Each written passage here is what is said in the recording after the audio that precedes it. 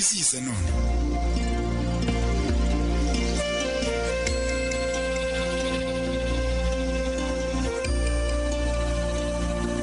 Bakunzi ba Radio Maria Rwanda, kongeye kubaramutsa.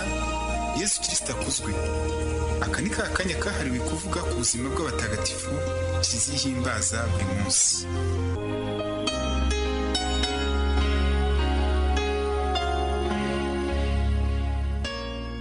None turi tariki ya 5 Mutarama. Turahimbaza Mutagatifu Apolinariya. Apolinariya akomoka mu Misiri. Yabayeho mu kinyejana cya 5. Yabaye umubikira isugi ya Nyagasani. Ubundi kubera ibitotezo yaje guhungira muri monasteri y'abagabo, maze kugira ngo batazamumenya aza yita Apolinari. Cyakora yaje kumenyekana nyuma cyane. Turahimbaza Mutagatifu Emiliyana. Emiliyana akomoka i Roma. Yari umubikira akaba nyirasenge wa Papa Gerigori wa mbere. Turahimbaza Mutagatifu Eduwaridi. Eduwaridi duhimbaza none yavutse mu mwaka w'1004, yitaba Imana ku itariki ya 5 Mutarama mu mwaka w'1066. Yabaye umwami w'Ubwongereza kuva mu mwaka w'1042 kugeza mu mwaka w'1066. Yaranzwe n'ubuzima bw'isengesho no kwita ku bakene. Ibyo byatumye abaturage be bamukunda cyane. Turahimbaza Mutagatifu Karoli Hubeni. Turahimbaza Mutagatifu Teresifori, papa wabaye n'umumaritiri. Turahimbaza Mutagatifu Genovefa Toresi Morales, umubikira. Muri uyu mwanya tugiye kurebera hamwe amateka magufi ya Mutagatifu Karoli Hubeni, Mutagatifu Teresifori na Mutagatifu Genovefa Toresi Morales. Muri kumwe na Padiri Valens Twagiramungu.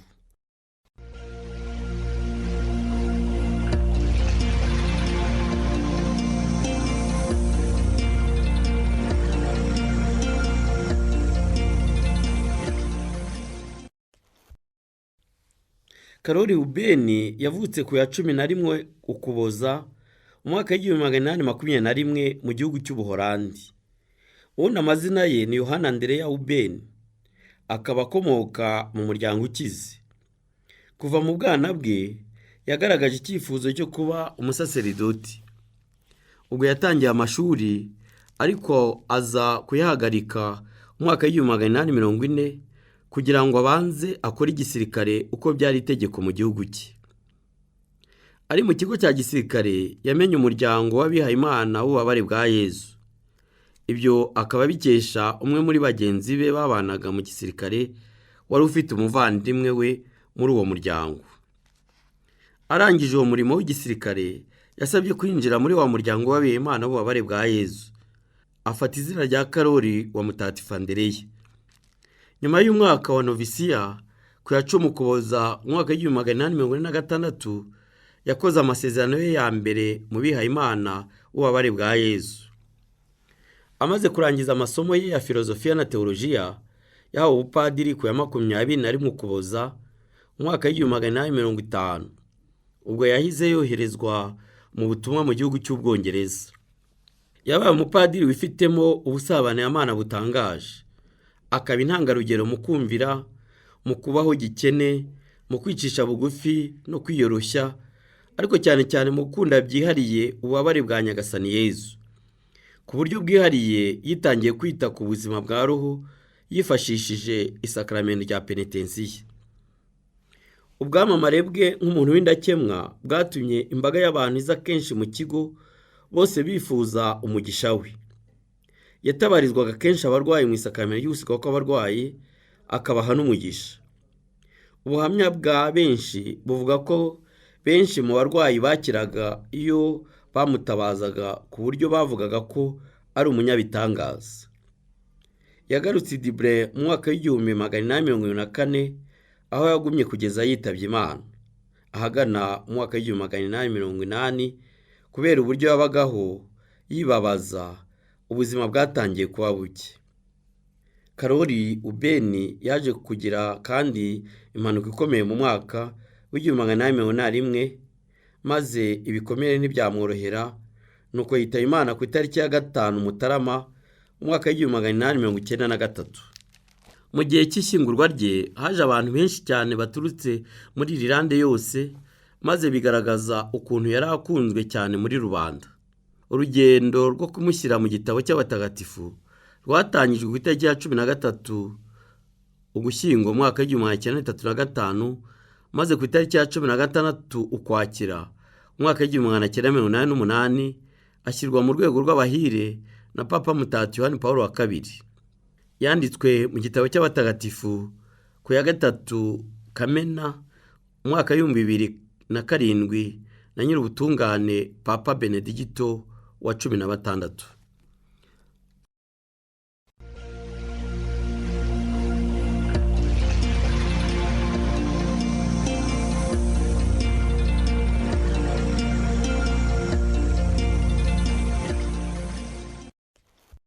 Turebe n'amateka ya Mutagatifu Teresifori nawe duhimbaza none. Teresifori yavukiye mu Bugereki. Arangije amashuri muri kaminuza yahisemo kwiyegura Imana, maze ajya kwiherera ahantu ha wenyine kugira ngo asenge cyane, yicuze kandi yigomwe kubera ibicumuro bye n'iby'abandi. Nyuma yagiye muri Palestina ku musozi wa Karumeli, aho umuhanuzi Eliya yabaye kera ahasengera Imana. Icyo gihe yasanze n'abandi biyeguriye Imana benshi. Avuye aho yagiye i Roma, yifuzaga no kujya gusengera ku mva ya Petero na Pawulo.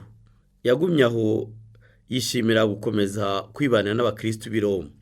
Nyuma y'urupfu rwa Papa Sixi mu mwaka w'125, abakristo b'i Roma batoye Teresifori ngo abe ari we umusimbura ku ntebe y'ubupapa. Ubwo yarabaye umupapa wa 8 kuva kuri Petero Mutagatifu. Mu myaka 11 yamaze ayobora Kiliziya, yayoboranye ubwitonzi n'umurava kugeza ubwo umwami Adiriyani atangiriye kurwanya Kiliziya, nuko atanga itegeko ryo kumwica, bamuca umutwe. Niwe wahimbye Gloria Imana nisingizwe mu ijuru turirimba mu misa. Nayo kandi wemereye abasaseridoti ushobora guhimbaza misa 3 ku munsi mukuru wa Noheli. Niwe watangiye gushishikariza abakristo gusiba kurya mu gihe cy'igisibo kugira ngo bigane Yezu ubwo yamaraga iminsi 40 n'amajoro 40 atarya atanywa. Umwami Adiriyani atanga itegeko ryo kumwica, bamuca umutwe, nuko apfa aho Imana hari mu mwaka w'136, asimburwa na Papa Mutagatifu Hugeni.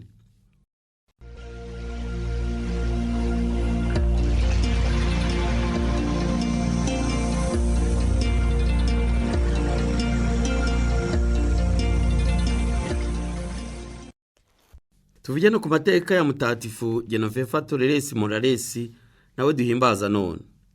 Genoveva Toreresi Moralesi yavutse ku ya 3 Mutarama mwaka w'1870, avukira ahitwa Almenara, Castille muri Espagne. Akaba ari we muto mu bana 6 bose bavukana. Yabaye imfubyi afite imyaka 8, icyo gihe apfusha ababyeyi be bombi na basaza be na barumuna be 4, maze asigarana na musaza we umwe gusa. Nuko Genoveva asigara yita kuri musaza we. Nyamara nubwo yamufataga neza bwose, musaza we yari umuntu w'amananiza kandi uvuga make, ariko ibyo byose Genoveva akabyihanganira.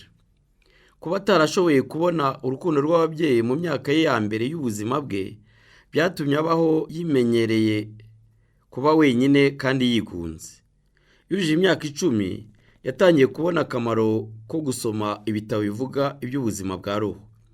Ibyo byatumye ashobora kumva ko umunezero nyawe ari ugukora ugushaka kw'Imana, kandi ko ari nayo mpamvu buri wese muri twe yaremwe. Ibi byaje kuba nk'itegeko ry'ubuzima bwe. Ku myaka 13 byabaye ngombwa ko bamuca akaguru kubera uburwayi.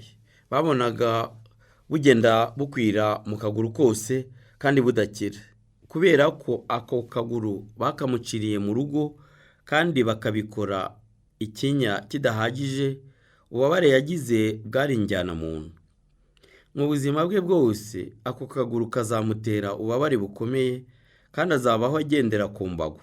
Kuva mu mwaka w'1845 kugeza mu mwaka w'1894 yabayeho afashwa n'ababikira b'abakarumelita b'urukundo. Muri iyo myaka 9 yabanaga n'ababikira n'abandi bana b'urubyiruko, maze ashobora guteza imbere ubuzima bwe bwa roho mu busabanira bukomeye. Ubwo ari nako yihatira kurushaho kumenya iby'ubudozi. Muri iyo myaka kandi yamenyanye na Padiri Karoli Hubeni washinze ikigo cy'ababembe muri Fontiye, maze nawe aramufasha cyane. Yifuzaga kwiha Imana mu bakarumelita, ariko hakaba cya kibazo cye cy'akaguru. Mu mwaka w'1894 yavuye muri cya kigo cy'abakarumelita b'urukundo, maze ajyana na bagenzi be babiri bajya kwibera hamwe mu mutuzo ari bonyine kandi mu bukene.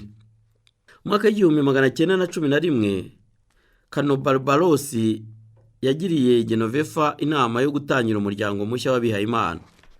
Agaragaza ko hari abagore benshi b'abakene badafite ubushobozi bwo kwibeshaho, bakabaho mu bibazo n'ingorane nyinshi, bakaba bakeneye rero kwitabwaho.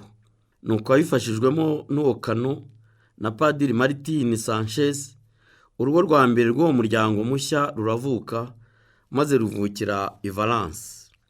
Icyo gihe yatangiranye na ba bagore babiri, umuryango utangira witwa Société Angélique, umuryango w'abamarayika. Ukaba wari ugamije gufasha no kurinda abagore babaho bonyine mu bibazo by'inzitane, kandi abo babikira bagashengerera ijoro ryose.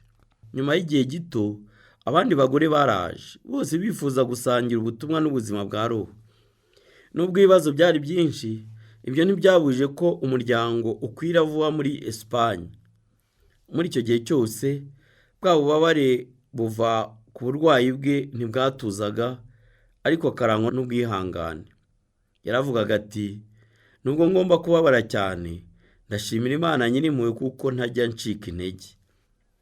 Mama Genovefa Torres Morales yari umuntu uzwi cyane kubera umutima we n'ubuntu no kwifungurira bose, akamenya gusetsa cyane. Yari yitereye ku buryo akundwa cyane, akamenya kwakirana abantu urugwiro, kandi akaba umunyampuhwe. Akaba yarayoboranye ubuhanga icyo gikorwa yari amaze gutangiza. Mu mwaka w'1953 uwo muryango wemewe na Papa, maze ufata irindi zina witwa umuryango w'ababikira mu mutima mutagatifu wa Yezu n'abamarayika batagatifu, Sœurs du Sacré-Cœur de Jésus et de Saints Anges.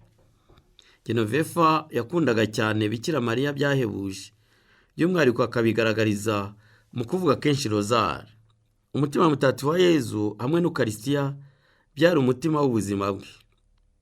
Yitabye Imana tariki ya 5 Mutarama mwaka w'1956, ashyirwa mu rwego rw'abahire na Papa Yohani Paulo wa II ku ya 29 Mutarama mwaka w'1995. Yanditswe mu gitabo cy'abatagatifu na Papa Mutagatifu Yohani Paulo wa II ku ya 4 Gicurasi mwaka w'2003 i Madrid muri Espagne.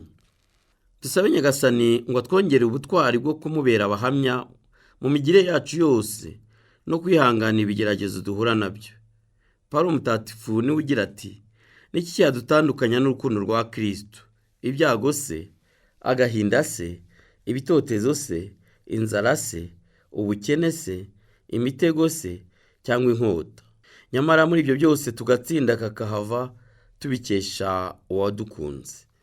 Nibaruwa Paulo Mutagatifu yandikiye Abanyaroma, umutwe wa 8, umurongo wa 35 n'umurongo wa 37. Dusabe. Mana ishobora byose kandi ukagira impuhwe, wahaye abatagatifu ubutwari bwo kwihanganira amagorwa banyuzemo kuri iyi si. Twebwe abahimbaza none umunsi w'umutsindo wabo, ugiye kuba intarushwa mu kurwanya imitego y'umwanzi, ku bwa Kristo umwami wacu.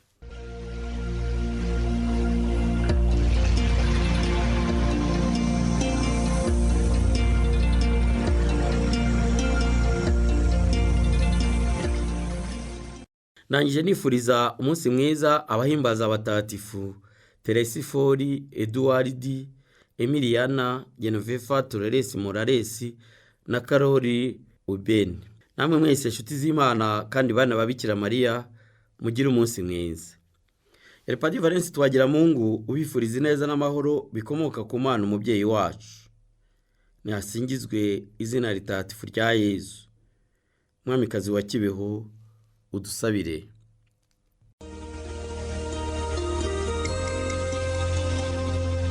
Mwumvaga ikiganiro umutagatifu twizihiza none, ikiganiro mugezwaho na Radio Maria Rwanda.